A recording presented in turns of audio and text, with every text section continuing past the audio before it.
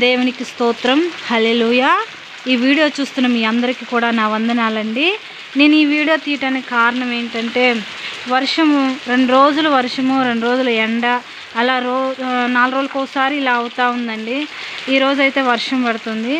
ఈ నెల అక్టోబర్ నెల, మనము 29వ తారీఖులో ఉన్నామండి. ఈ రోజున 29వ తారీఖు.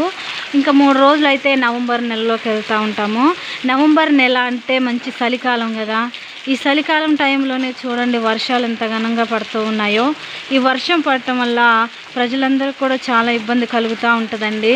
ఎందుకంటే అది వర్షాకాలం మాత్రమే పడాలి, కానీ చలికాలం కూడా వర్షాలంటే పంటలు వేసుకున్న రైతులు చాలా బాధపడుతూ ఉంటారండి.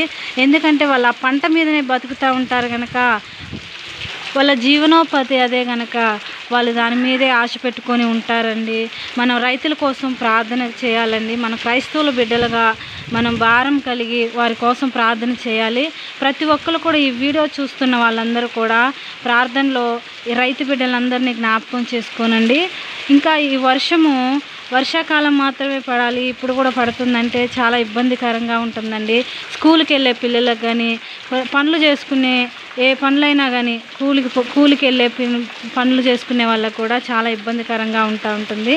అందుకని ప్రతి ఒక్కరు కూడా ప్రార్థనలో పెట్టాలని నేను మనస్ఫూర్తిగా కోరుకుంటూ ఈ వీడియోని ముగిస్తున్నానండి.